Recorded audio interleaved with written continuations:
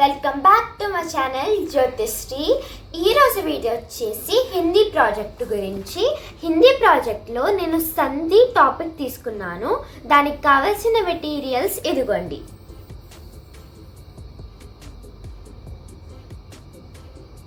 మీరు కావాలంటే water colours or colour pencil sketch ఏదైనా యూస్ చేసుకోవచ్చు. సో నేను ఈ గ్లిట్టర్ది యూస్ చేస్తున్నా, చూస్తున్నారు కదా, ఇది మార్కెట్లో దొరుకుతుంది, మీరు వెళ్ళి పర్చేస్ చేసుకోవచ్చు. స్కేల్తో ఇలా లైన్ తీసుకున్నాను, ఎందుకంటే ఇది టూ బిగ్గా ఉంది. నేను కొంచెం చిన్నగా చేయాలని అనుకుంటున్నా, 3D మోడల్ అని అనుకుంటున్నా. లాస్ట్లో ఎలా వస్తుందో మీరే చూడండి.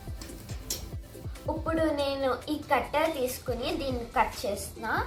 You can use scissor also, but సిజర్తో అంత బాగా రాదు. ఈ కట్టర్ యూస్ చేసి ఇలా కట్ చేయండి.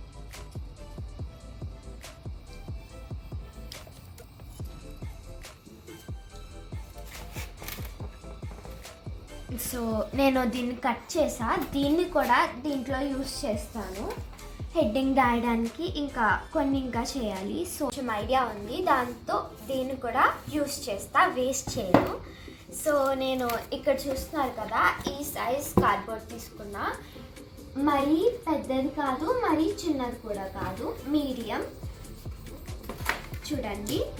ఇప్పుడు the next day A colour chart అయినా తీసుకుని ఇలాగా స్మాల్గా కట్ చేసుకుని డిజైన్ వేయాలి. ఆ తర్వాత నేను ఏదైనా కలర్ తీసుకోవచ్చు. నేను మీకు ఏమి రాయాలనుకుంటే అది రాసుకోండి. సంధికి సంబంధించింది ఏది రాయాలనుకున్నా మీరు ఆ పేపర్ మీద రాసుకోవచ్చు.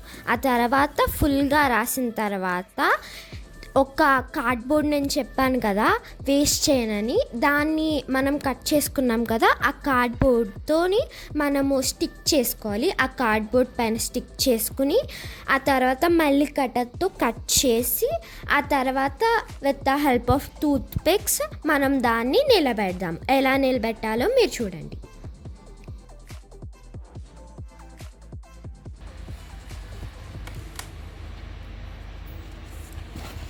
ఇలా 4 సైడ్స్ స్టిక్ చేసుకున్నాను. దీన్ని ఇప్పుడు కట్ చేసుకుందాం. కట్టింగ్ అని చెప్పాక ఇది కట్ చేసుకున్నాము. దాని తర్వాత ఇక్కడ స్టిక్ చేయాలి. ఇలాగ స్టిక్ చేయడం అంటే స్టాండ్ చేయడం, నిలబెట్టడం అని. ఆ తర్వాత నేను పేపర్స్తో ఫ్లవర్ షేప్లో చేసి కట్ చేశాను. ఆ తర్వాత బీడ్స్తో డెకరేట్ చేశాను. ఇందాక ఫ్లవర్స్ కట్ చేసాం కదా, దాన్ని కంబైన్ చేసి మధ్యలో ఒక బీడ్ పెట్టి ఇలా డెకరేట్ చేసాము. ఆ తర్వాత ఇక్కడ నేను బాక్సులు పెట్టాను కదా ఇలాగా, దీనిపైన 3 టైప్స్ ఆఫ్ సంధి నేను రాశాను. స్వరసంధి, వ్యంజన సంధి, విసర్గ సంధి. So finally it's done. మీరు కావాలంటే ఇంకా డెకరేట్ చేసుకోవచ్చు. నేనైతే సింపుల్గా ఇలా చేశాను. ఇక్కడ నేను ఐస్ క్రీమ్ స్టిక్స్ పెట్టి ఇలా చేశాను. ఆ తర్వాత ఒక చార్ట్ పేపర్ తీసుకుని చిన్న చిన్న పీసెస్గా కట్ చేసుకుని పరిభాష ఇంకా అవేంటి అని రాశాను.